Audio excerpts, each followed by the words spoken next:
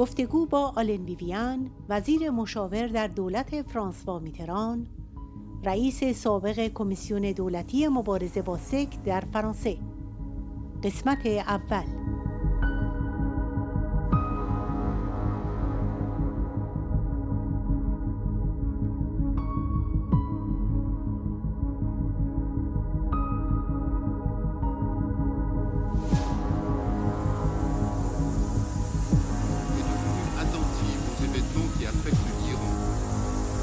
Que la France avait déjà accueilli des exilés iraniens en la personne de celui qui allait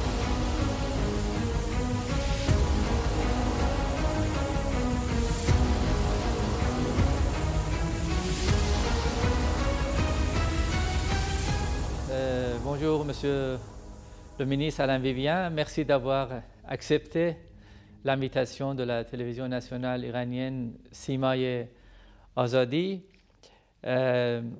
Vous avez été depuis de longues années aux côtés de la résistance iranienne. Vous l'avez soutenue dans des temps difficiles avec vos collègues François Colcombé et Jean-Pierre Michel. Vous aviez fondé le Comité français pour un Iran démocratique, où vous avez défendu bien sûr les droits de l'homme en Iran, le droit des Iraniens, particulièrement aussi dans des circonstances difficiles qui entouraient le Conseil national de la résistance iranienne, les Moudjahidines du peuple d'Iran en France, dans les affaires juridiques montées à la demande du régime iranien contre la résistance, dans le retrait du nom des Moudjahidines du peuple de la liste terroriste. Dans tout cela, vous, avec bien sûr la carrière brillante que vous avez eue, autant à l'Assemblée nationale, comme député, comme vice-président de l'Assemblée nationale, comme secrétaire d'État aux affaires étrangères, sous la présidence du président Mitterrand et président de la mission interministérielle de la lutte contre les sectes. Donc, avec une connaissance profonde à la fois du monde politique, de la géopolitique. C'est ainsi que nous entamons cette interview avec vous, mais dans des circonstances bien différentes, dans des circonstances où l'évolution des temps vous a donné raison. Vous a donné raison dans le sens où un jour vous étiez parmi des personnalités françaises à l'époque. J'aurais souhaité vous poser quelques questions, avoir un entretien avec vous. Peut-être on va commencer par ce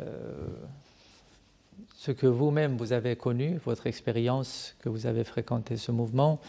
Parmi les allégations dans l'historique de ce mouvement, on dit, ou on le taxe de marxiste islamique. Alors, comment interpréter cette étiquette qui ne colle pas déjà au niveau des deux sources d'inspiration de l'OMPI? Je vais faire une remarque culinaire. Je dirais que c'est un curieux potage que de parler de marxisme, d'islamisme, voire de pire encore, et d'embarbouiller en quelque sorte un mouvement de résistance qui n'a pas grand-chose à voir avec ces termes. Bon, le marxisme, tout le monde sait que c'est une philosophie matérialiste. En elle-même, elle n'a rien de condamnable. Chacun est libre de penser comme il veut. Chacun a également le droit de croire ou de ne pas croire, et l'islam est évidemment une des grandes religions, la troisième grande religion monothéiste. Je ne vois pas très bien qu'on pourrait être à la fois spiritualiste et religieux d'une part et marxiste de l'autre, donc ça ne va pas ensemble. Il y a là quelque chose d'inquiétant dans la bouche de ceux qui profèrent ce genre de propos, qui semble viser surtout à salir en quelque sorte un adversaire dont on a du mal à se dépêtrer dans la mesure où lui se fonde sur la raison, sur la réflexion, sur la sagesse et surtout sur l'équilibre, avec en arrière-pensée bien entendu la liberté qui doit inspirer tous les peuples à travers le monde, peuple iranien que je voudrais saluer à cette occasion et qui depuis 40 ans est victime d'une dictature de nature religieuse tout à fait redoutable.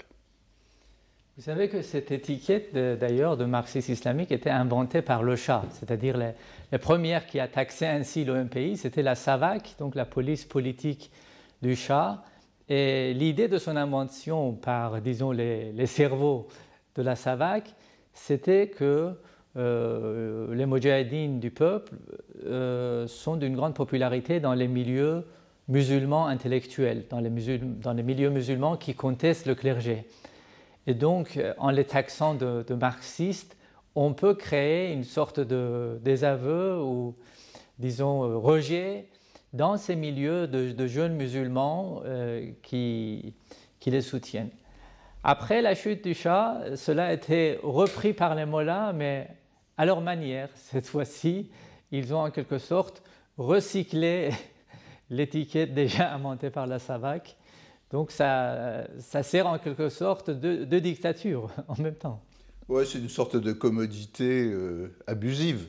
Je ne savais pas qu'à l'origine de ce terme de marxiste islamique, il y avait quelques penseurs, je mets le terme penseur entre guillemets, du temps du Shah.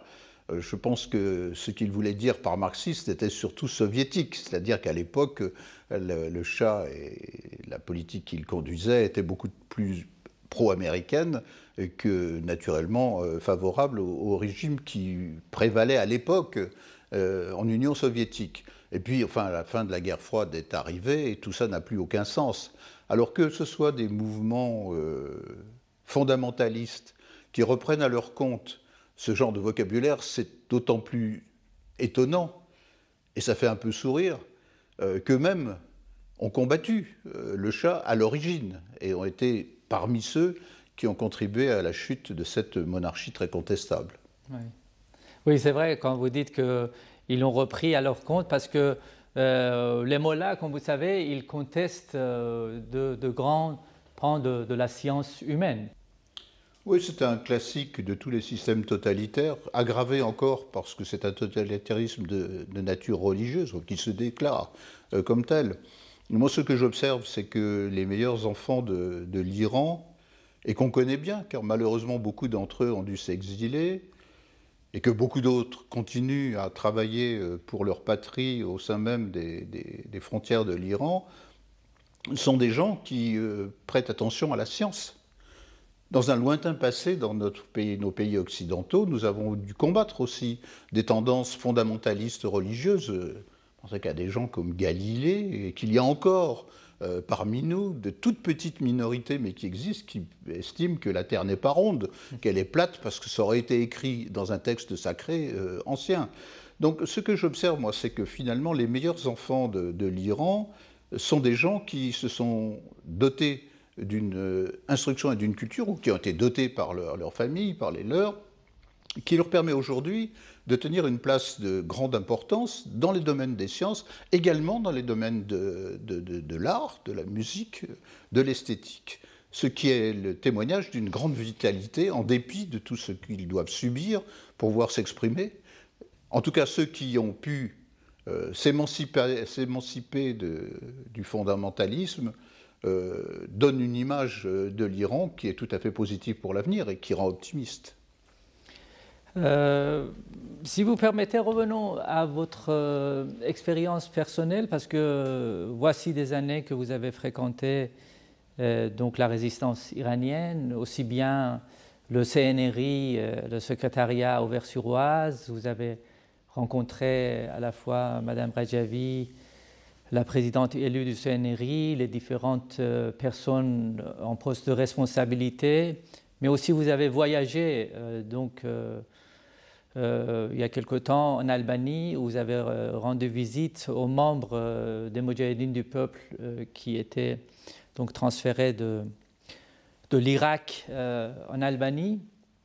Il y a un certain nombre de ces allégations qui se répètent et qui se renouvellent dans la propagande des mollahs et de leurs acolytes vis-à-vis de la résistance iranienne.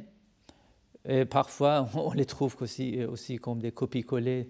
On dit que l'OMPI présente toutes les caractéristiques d'une d'une structure opaque, dirigée de manière autocratique et sectaire.